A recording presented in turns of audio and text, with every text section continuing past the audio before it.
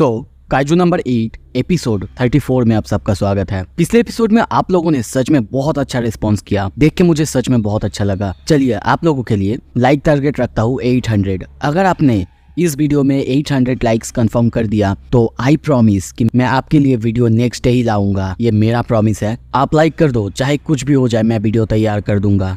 पिछले एपिसोड में हम देखते हैं काप्का हिबिनो वाइस कैप्टन होसिना के साथ एक अजीब सी जगह में जाके ट्रेनिंग करता है और बाहर से आते टाइम वो एक अजीब से क्रीचर टाइप या फिर इंसान को देखता है।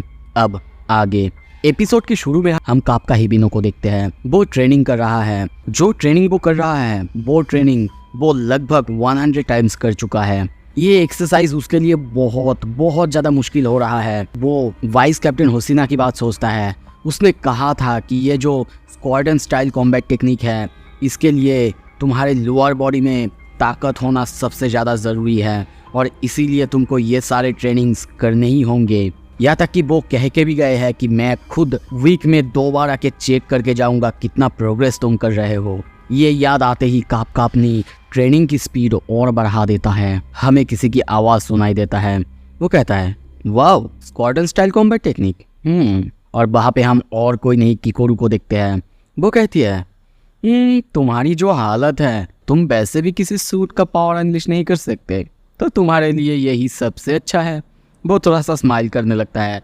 ये सुन के काप्का को और ज़्यादा गुस्सा आता है। गुस्से में वो उसे कहने लगता है, अगर तुम्हें इतना ही आसान लगता है तो तुम खुद आके ये करके देखो, समझ जाओगे कितना ज़्यादा हार्ड है ये।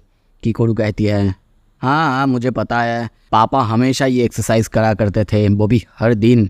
ये सुन के काप्का थोड़ा हैरान होता है। स्माइल करते हुए कहता है, डायरेक्टर जनरल ऐसा ही ट्रेनिंग हमेशा करते थे। इसका मतलब मुझे और ज़्यादा ताकतवर बनना होगा और इस ट्रेनिंग को और ज़्यादा हार्ड तरीके से करना होगा। किकोरू तभी उसके हाथ में मोबाइल देते हुए कहती है, परफेक्ट टाइमिंग, ये रहा तुम्हारे लिए एक रिवॉर्ड। वाइस कैप्टन हासेगावा ने कहा कि तुम अपने मोबाइल को अभी यूज़ कर सकते हो। काप्का ये देख के बहुत ज़्यादा शॉक होते हुए कहता है, मेरा फ़ोन, पर इसे तो कॉन्फिगरेटेड कर दिया गया था ना, क्या मुझे अभी इसे यूज़ करने दिया जाएगा? वो कहती है, क्यों नहीं, ज़रूर यूज़ कर सकते हो तुम। बाय द वे, तुम उनसे कांटेक्ट करने की कोशिश क्यों नहीं करते? वैसे भी बहुत दिन हो चुके हैं तुमने उनसे कांटेक्ट नहीं किया है। काप्का चुप हो जाता है। सीन शिफ्ट होता है। कुछ देर बाद हम देखते हैं वो अपने मोबाइल को देखता रहता है और सोचने लगता है, बहुत दिन उनसे बात नहीं किया, कैसे बात कर लूँ उनसे?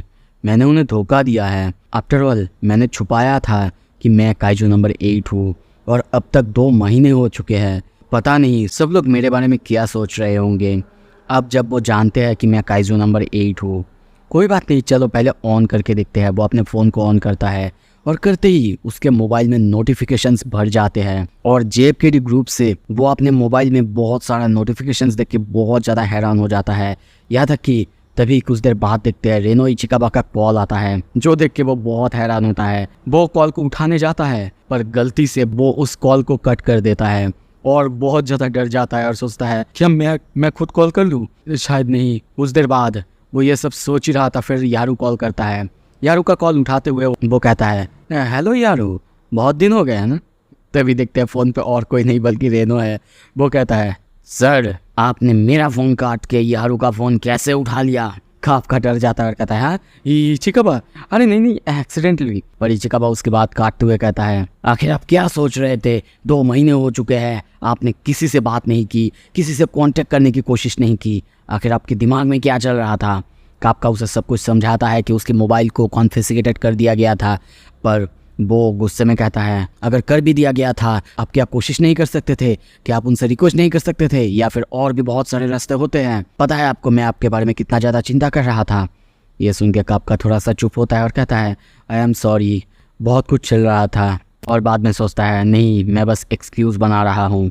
और तभी कहता है, दरअसल मैं डर गया था, मुझे लगा था शायद लोग अब मुझसे हेट करने लगे हैं 3rd डिवीज़न में, क्योंकि अब जब सबको पता चल गया है कि मैं ही काइजू नंबर 8 हूँ तो शायद सब मुझसे डर रहे होंगे। ये सुन के वो कुछ कहता पर तभी बाहर से आवाज़ आता है, यू डमी स्किपी। कोर्स हम लोग डर चुके थे और यहाँ पे हम और कोई नहीं बल्कि यारू को देखते हैं। वो कहता है, वो पावर जो तुम्हारे पास है वो कोई ह्यूमनली पावर नहीं है, इनह्यूमन है, मोन्स्टरियस पावर है।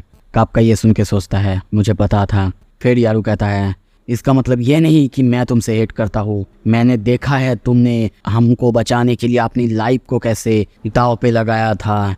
यहाँ तक कि यहाँ पे एक भी बंदा नहीं है जो कि तुम्हें मॉन्स्टर सोचता है। सब तुमको एक दोस्त समझते हैं ओल्ड मैन। पर अब जब तुम ये सब कह रहे हो, अब मुझे तुम पर गुस्सा आ रहा है। क्या तुम्हें लगता है कि हम लोग ऐसे सच में इतना ज़्यादा कोल्ड ब्लडेड है? पर तभी वो बात कर ही रहा था, रेनो उसके पास से फ़ोन लेता है और कहता है, और सर मैं और यारू नहीं, हम सब आपकी राह देख रहे हैं। कापका बात कर रहा था। वो उनसे बात करने के बाद चुप करके वहीं पे बैठ जाता है। सीन शिफ्ट होता है कुछ देर बाद। तभी हम देखते हैं वहाँ पे किकुरु आती है, ट्रेनिंग करने के लिए बुलाती है। पर जब वो सामने देखती है कि वो चुपचाप वहीं पे बैठा हुआ था, कोई जवाब नहीं देता है।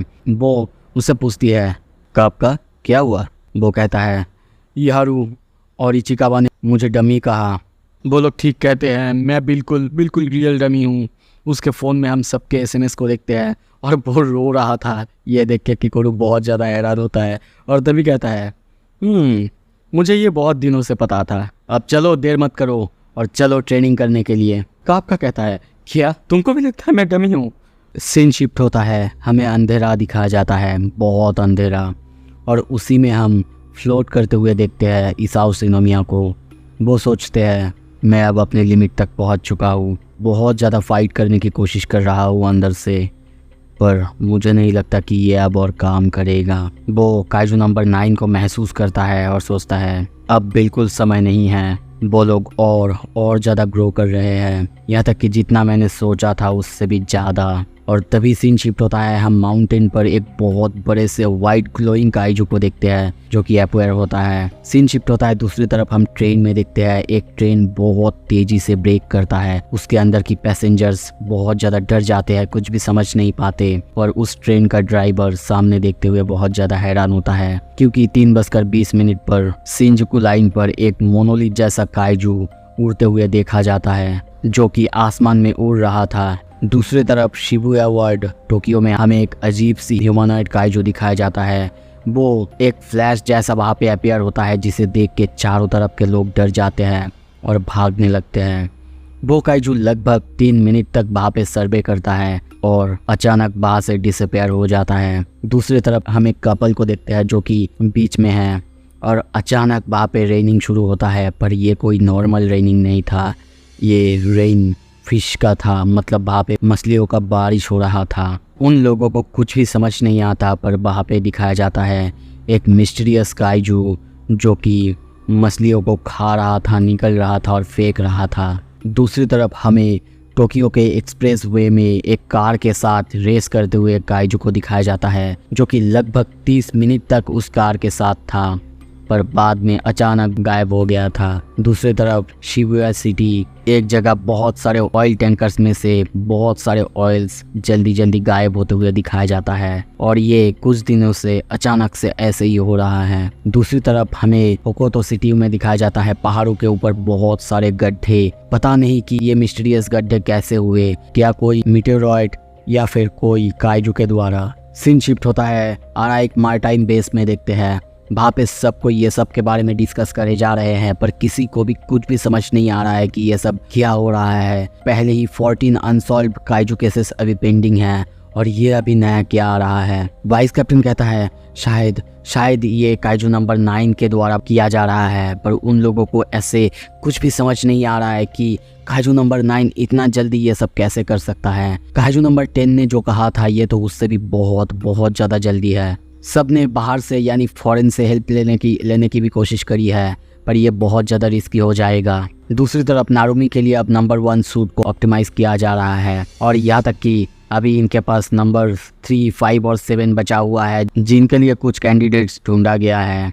सीन शिफ्ट होता है दूसरी तरफ, हम फिर से इसाओ शिनोमिया को देखते हैं।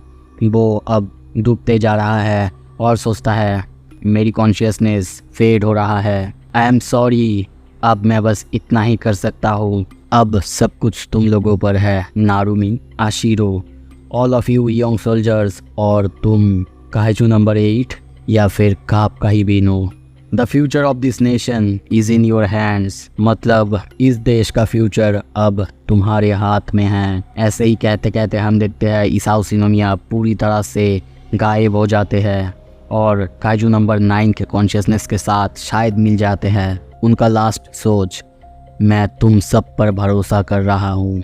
सीन शिफ्ट होता है। कुछ देर बाद हम किकोरू शिनोमिया को देखते हैं। उसके साथ है जेन नारुमी। जेन उससे कहता है, मैं तुम्हारे साथ लड़ने के लिए बिल्कुल तैयार हूँ, जैसा कि मैंने तुम्हें प्रॉमिस किया था, पर पहले तुम्हें इस सूट को खुद का बनाना होगा। ये ऑलरेडी तुम्हारे फिजिकल बिल्ड और बॉडी के साथ फिट किया गया है।